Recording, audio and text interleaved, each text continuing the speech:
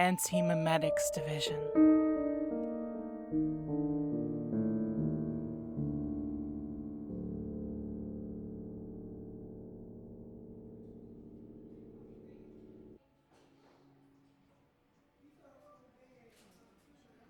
Junior researcher Kim's been working for the Foundation for all of 4 hours, and he feels pulverized, as if an anvil were dropped on his head in that first introductory lecture.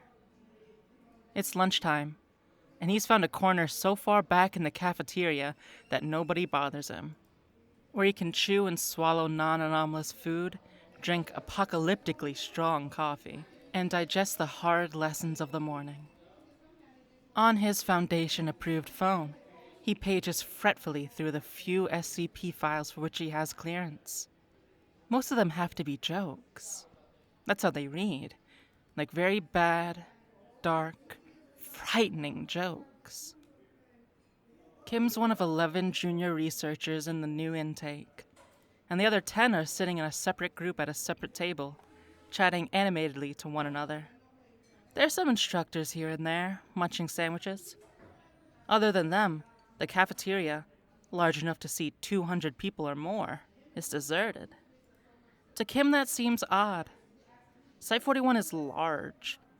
3 skulking buildings with significant basement space, buried casually in the forests of central Colorado. Where is everybody? A man in a gray suit walks into the cafeteria, makes eye contact with Kim, and strides purposefully over. The man's suit is sharp enough to cut. He wears a tie pin and a platinum wristwatch as big as a brick. He looks badly misplaced. Site 41 is a working site. There's training, education, research, development, analysis, and even the containment of a very few safe SCPs going on here. Executives should never be here. So what is he? A lost exec, trying to find the helipad? Or a researcher? Or instructor? Dressing for the job he wants, not the job he has? Hell of a first day, the man says, holding a hand out. Alistair Gray, with an E. Kim. Paul Kim. Good to meet you. What accent is that, if you don't mind me asking? Kim blinks. New York. I'm from New York. Are you the site director? You seem on edge. Well, that figures, doesn't it? You must know how the intro goes. It's like an atom bomb to the ego. I just had almost everything I know overturned. Turns out I spent my entire adult life being protected from dangerous knowledge. As if the whole outside world is a ball pit for under sevens. Stepping out of that has been humiliating to start with. And he blinks again. Hey, what do you do here exactly? You didn't answer my question. You didn't answer mine. Of course I did. I'm from... And then he just stops. His train of thought running off the end of the track into air. It's on the tip of his tongue, the answer to Gray's question. But he can't get the words out. That's weird, he says, shaking his head. At this point, he also notices that Gray isn't wearing his badge. That could be an honest mistake, albeit an extremely serious one. But surely execs don't get into the executive level without being scrupulously correct in everything they do. Who are you? Your life story was fascinating. What? You spoke 4 languages. 1 now, and soon 0. Too huge an intellect to specialize, your education was a fusion of biochemistry and comparative literature. You felt as if you'd die if you couldn't find more foreign thoughts to cram into your head. You've been all over the world, hungry, and every country you've ever been was like landing on another planet. You toy with anthropology, But there's too much world for one human race to ever understand, let alone one human. There's too much human race. We should pare it down. Kim nods. Would you excuse me for just 1 second? He gets up and hurries to another table, to the instructor whom he met earlier that day. When Kim gets close to her, he feels a kind of staticky sensation building up. He tries to shake her shoulder and succeeds in moving it a little, but it's like reaching through tar. Hey, there's a problem. There's an intruder. I think it might be an SCP. Doc, look at me. Hello? She doesn't react. He tries the gaggle of fellow newcomers as well, but they keep chattering and hypothesizing, oblivious to him shouting and clapping in their ears.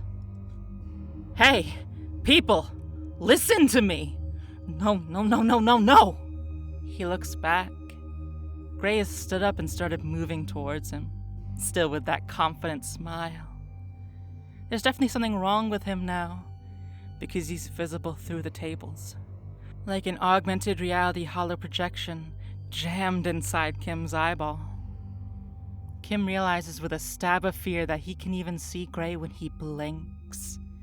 His eyelids close, but Gray is still there. An apparition what for all Kim's life has been totally personal, private darkness. The only way he can avoid seeing Gray is to turn away, and even then he feels a radioactive prickling in the back of his eyeballs. Kim tries to phone one of the newbies. The phone in the newbie's pocket rings, and other than that, nothing happens. Nobody reacts. That doesn't make sense. Do you remember your father? Gray says.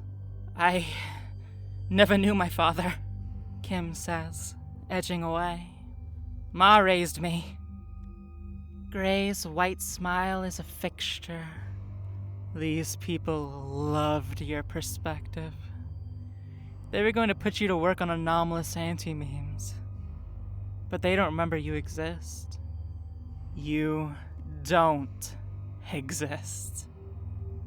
Kim says, mainly to himself, there aren't any dangerous SCPs at this site. It's a safe site. So either you're not dangerous, or nobody knows you exist. And if nobody knows you exist, then that means you're either brand new, or you're...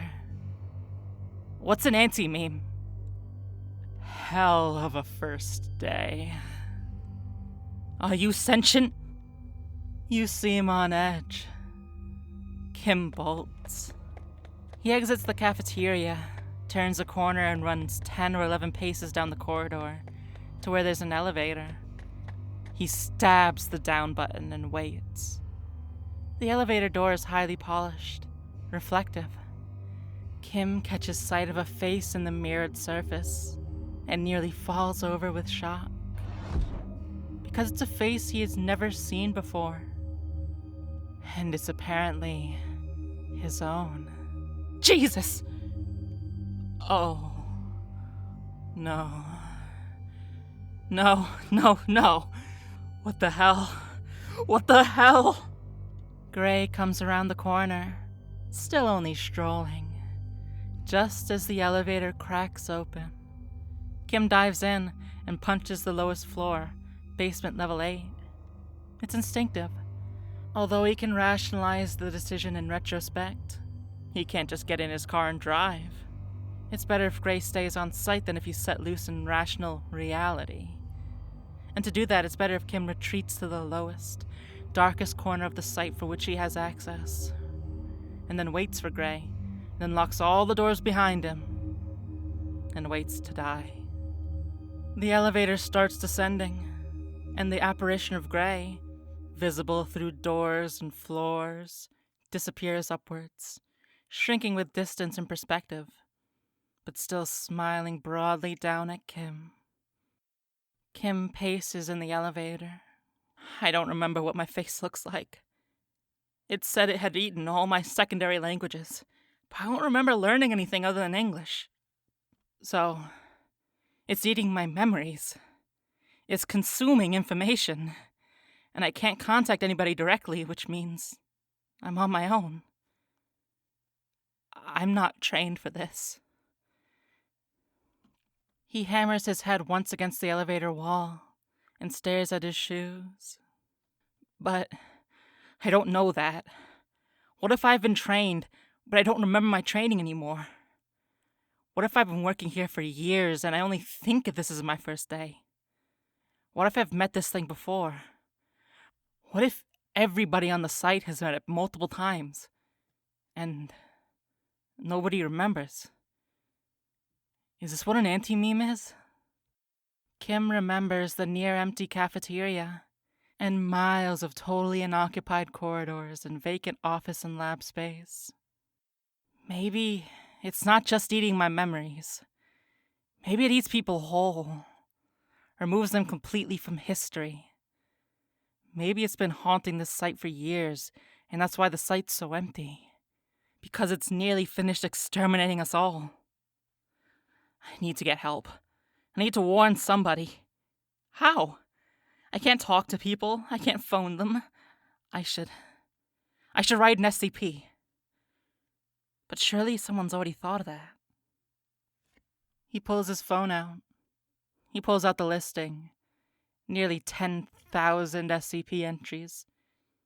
100 of them are tagged antimemetics alone. Kim clears his mind. Gray with an E. Grey. 4739. SCP-4739. Object Class. Keter. Special Containment Procedures. I'm disregarding the format, because time's a factor. If you're reading this, you've already been isolated from the Foundation at large. Attempts to signal for help are futile. You are now inside 473's gullet, after indigestion and prior to digestion. Need to get to lab SO41-B08-053 as soon as possible and continue the research until you find a way to stop or kill Gray before it kills you. Don't read the rest until you're in the elevator. Description. At that moment, the elevator doors open at basement level 8. Alistair Gray is waiting, still smiling disarmingly. He steps forward. Desperate, Kim hurls his phone overarm at the creature's forehead. It's a solid chunk of metal, and it's a dead hit. Gray reels backwards and cracks his skull against the wall. By the time he recovers, Kim is out of sight, herring away down the left corridor, just echoing fading footsteps on the concrete. 2 45-degree turns, and room 53 is in sight. The door at the farthest end. It looks like a submarine bulkhead. Kim spots the keypad from way out. 4-digit. He tries 4739, and it works first time. The bulkhead mechanism takes agonizing seconds to open up. Come on, come on, come on! Do you remember your mother? He hears Gray calling down the corridor. I never knew my parents. I was an orphan. Kim hisses under his breath. For a split second, he wonders what Gray might really mean by that. But he doesn't have time to dwell on it. The bulkhead opens. Kim slides in and pulls it closed behind him, locking the mechanism up again, as if that'll buy him even 1 second. The lab inside is sizable, windowless of course, and stacked to the ceiling with a jumble of equipment which Kim hardly recognizes. There are pieces of thick, shattered glass underfoot. In the corner there's a computer terminal, locked. Kim unlocks it, and there's the same entry waiting for him. Description. SCP-4739 is a powerful, slow-acting antimemetic kill agent, taking the appearance of a male Caucasian business executive calling himself Alistair Gray. SCP-4739 is attracted to dense clusters of organically stored information. Essentially, extremely knowledgeable, complicated, interesting people. SCP-4739 isolates its victim from the outside world by enveloping them in an antimemetic field which makes it impossible for the victim, or anything done by the victim, to be perceived or remembered. SCP-4739 then consumes the victim's memories and knowledge until they become vegetative and die. This process takes between 15 minutes and 2 hours, and has been described as being like Alzheimer's disease in fast forward. SCP-4739 is not believed to be sentient, although it imitates the behavior of a sentient being to the extent that it can appear sentient to the inattentive. Its victims are able to move and act freely, since it is impossible to escape once caught or to signal for help. Communications such as written notes, graffiti, and electronic mail do get sent and persist in reality, but SCP-4739's effect spreads with each message, making it impossible for an external observer to perceive the message until such a time as SCP-4739 catches them too. The SCP entry which you are currently reading is created and maintained by the victims of SCP-4739, because it is only visible to the victims of SCP-4739. If you are reading this SCP entry, SCP-4739 has caught you. You are now isolated from the Foundation at large and constitute an effective Foundation of one. You have between 15 minutes and 2 hours to reach Site-41, Basement Level 8, Laboratory 053. Familiarize yourself with the existing research, and continue this research until you find a way to contain or decommission SCP-4739. Or, more likely, die. If your field of expertise is not related to antimemetic containment, we sincerely apologize, and advise you to start learning fast. SCP-4739 has consumed 79 Foundation researchers since we started counting on August 3rd, 2013. If you are reading this entry for the first time, please update this number. We estimate that at least 50% of victims never make it as far as this database entry, so the true victim count is more than twice this figure. But how do I kill it? He scrolls and scrolls through the research, which is chaotic and haphazardly arranged, because nobody has found the spare seconds to sort it out. There are dozens of separate lines of research, contributed in patchwork by a succession of victims, all ending with variations on the same final line. I'm going to try X. If you're reading this, X didn't work, and I'm dead. Which means approach X is a dead end, and you have to think of something else. He reads, nobody has succeeded in physically engaging with Gray. Nobody can stall it, evade it, slow it down, reason with it, or redirect it to some other target. People have tried poisoning their memories with indigestible ideas, drip-feeding their memories to Gray to slow him down, replacing their memories faster than Gray can eat them, and force-feeding Gray too many memories at once to overfeed him and blow him up. They've tried committing suicide by Class A amnestic overdose. None of it worked. More than 100 people, most of them apparently possessing doctorates, have slid into the maw of this thing, fought briefly, and with greater or lesser degree of dignity, died. There are no remaining untied threads. I'm fucked, Kim concludes. He glances up. Gray's not in the room yet, but Kim can see him strolling down the last stretch of corridor.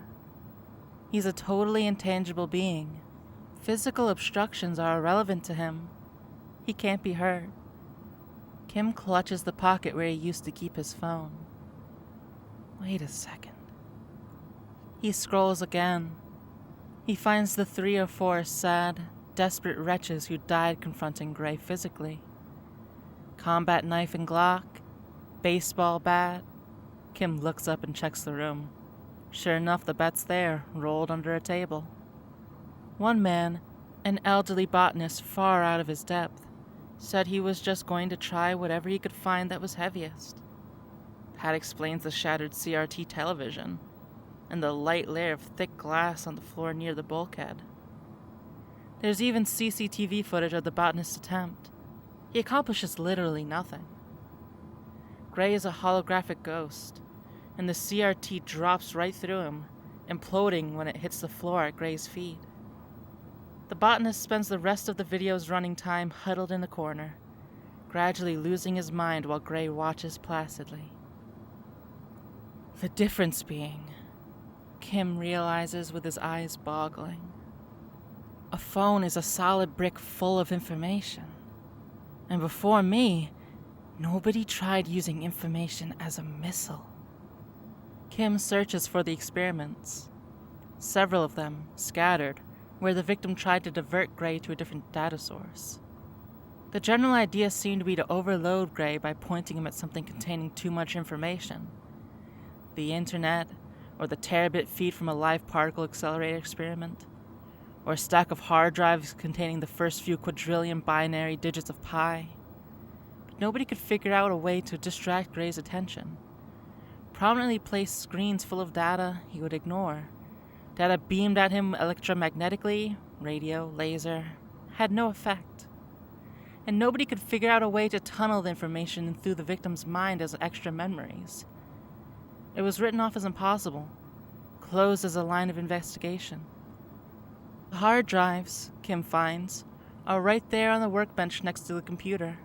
It's a half-rack unit, a cuboidal block of metalwork as big and heavy as a bowling ball. One of the most ineffective conceivable melee weapons.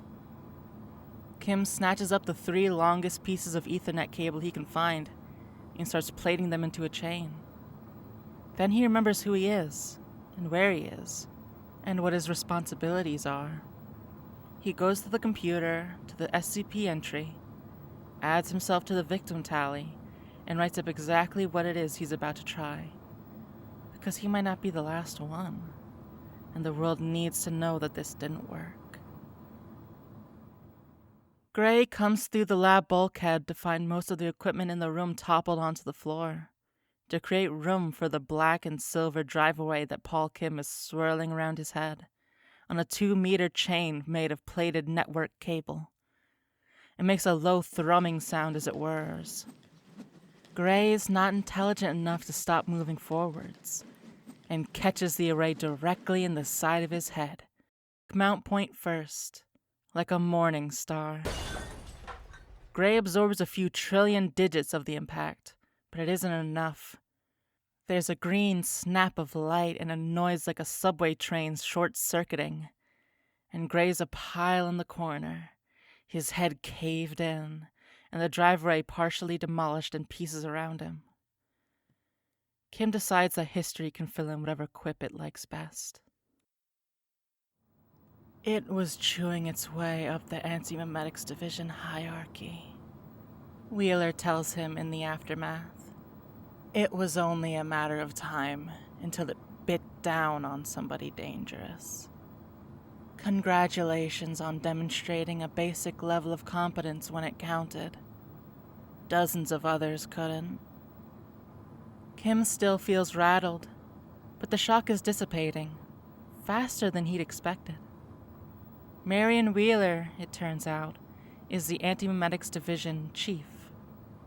She's Kim's new boss. I want to say that I just threw my phone. It was instinct. It was muscle memory.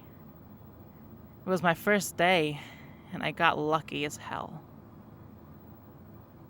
I want to say those things, but I'm sitting here and turning those statements over, and none of them would be true, would they?